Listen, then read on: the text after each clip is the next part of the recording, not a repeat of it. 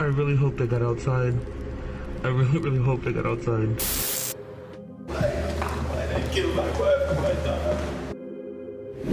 In August 2020, Kevin Bowie, who was just 16 years old at the time, had his iPhone, money, and shoes stolen by the people he was trying to do an illegal business transaction with. He felt double-crossed, insulted, and angry, and swore to get revenge on those who robbed him that day. Bowie downloaded a tracking app into his phone and then used it to trace the location of his stolen iPhone to a house in Denver, Colorado, United States of America. Since he now knew the location, he teamed up with two friends, Gavin Seymour, who was also 16 years old at the time, and Dylan Sibet, who was just 14 years old. Together, they came up with what they considered a perfect revenge plan. But little did they know, their supposed perfect plan would lead to a tragedy that no one could have ever predicted, not even the police.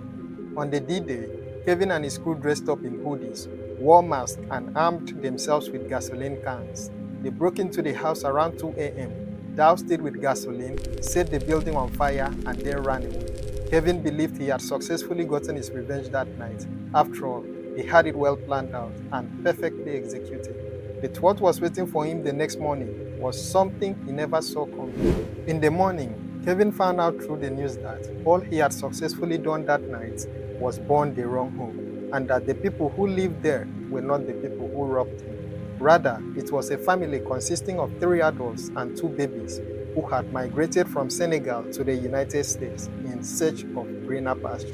Kevin had successfully burned 5 innocent people to death that night. 3 other people living in the same house were able to escape by jumping from a window on the 2nd floor of the building. Some of them suffered broken bones because of this risky but yet life-saving jump. Now, the big questions. What kind of transaction was Kevin trying to make that day? What important secret was hidden inside the stolen iPhone that would make him want to burn down an entire building just for it? And how did Google end up helping to solve the case, considering the fact that it is against their policy to disclose the private data of their users? Let's now get into the details of this tragic case and see how the whole story unfolded. It all started around July 2020. Kevin Bowie, who was 16 at the time, had his iPhone, money, and shoes stolen from him by the people he was trying to buy a gun from illegally. You might be wondering why Kevin would want to purchase a gun illegally at such a young age. Well, it turns out that Kevin was not your regular 16-year-old. He was a drug dealer, and it is common for drug dealers to have a gun in their possession in case a deal goes wrong. So while Kevin was trying to make this purchase, the people turned around to rob him instead. Kevin was angry and swore to take revenge if he should ever find them. He didn't depend on luck to make his robbers run into him another day.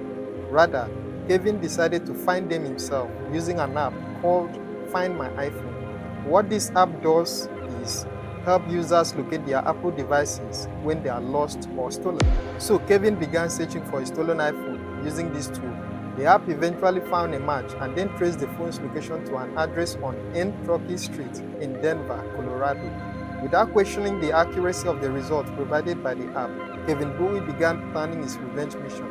To carry out the act, he recruited 2 of his friends, Dylan Sibet and Gavin Seymour. Together, they came up with a plan that would cause irreparable damage to those who supposedly robbed him. Kevin and his crew decided to burn down the house.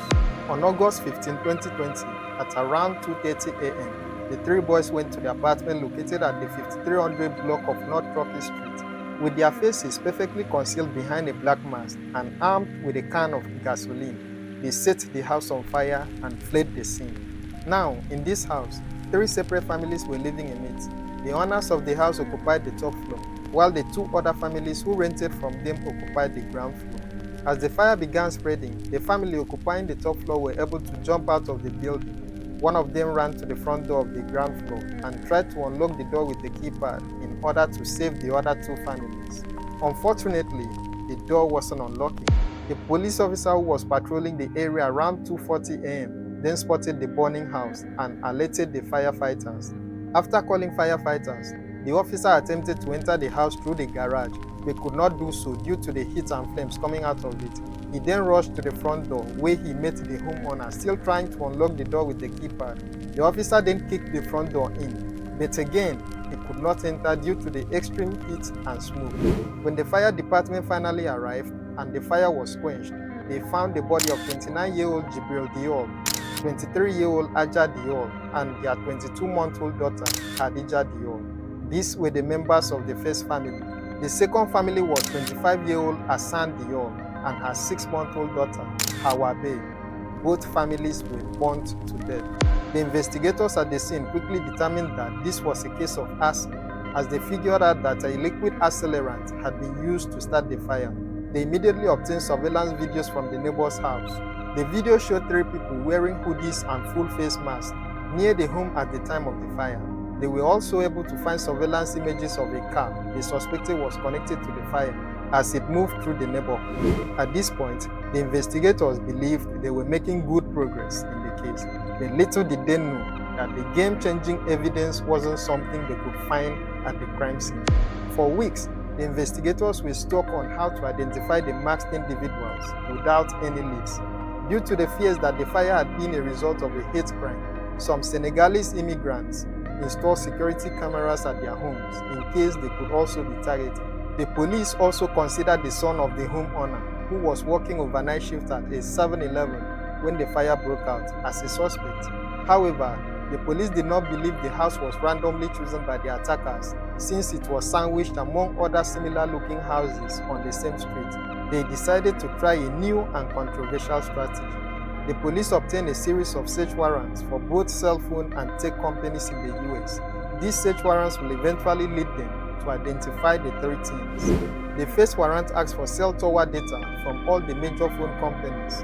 The companies turned over data for all phone calls made or received in a 1-mile radius of the house from 2 a.m. to 2:40 a.m. the night of the fire, as well as all devices connected to the internet in that area in that time period. This data contained more than 7,000 devices that met those parameters. However, the investigators were able to reduce the pool to just 33 devices, one of which was registered to Kevin Bowie's sister, Tanya Bowie.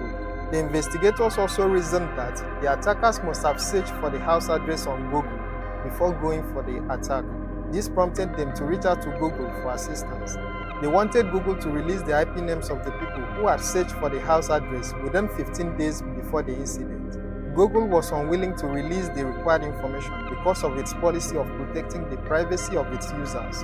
However, after so much pressure, they agreed to release only the IP addresses but not the names of the Google accounts that had made that search for the house address. The police were not satisfied with just the IP addresses, so they obtained a court warrant mandating Google to release the account names.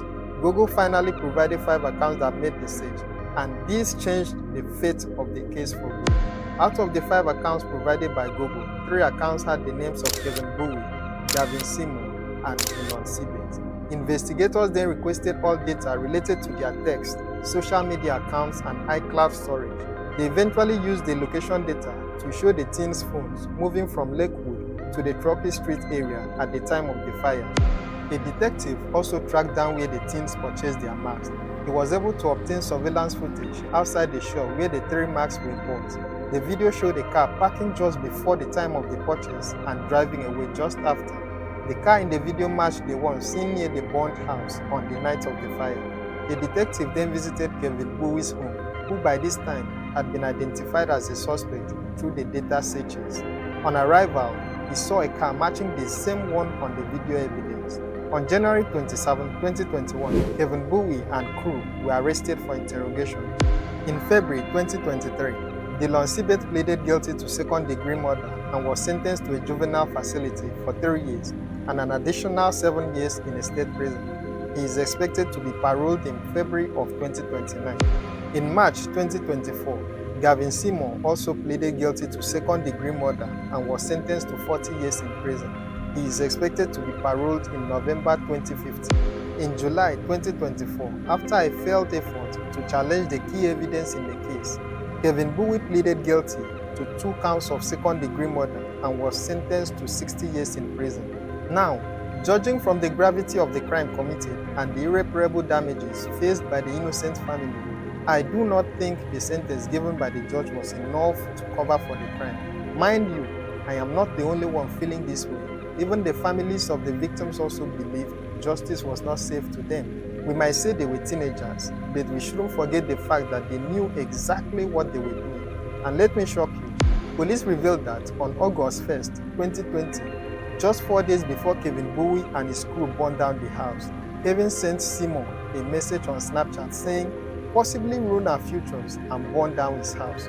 So judging from this text message, they knew going on with the plan would ruin their future, but they did it anyway. So over to you now. Do you think the sentences given by the judge were enough? Should the justice system be more stringent in cases involving juveniles committing severe crimes? What kind of punishment would you consider appropriate for such a heinous crime? And most importantly, how do you feel about the fact that Google can give up your private data in cases of investigations that may not even involve you? Tell me what you think in the comment section. Also, don't forget to like, share and subscribe to this channel for more true crime stories. Better yet, hit that notification bell so you never miss an update. Thank you for watching and stay safe.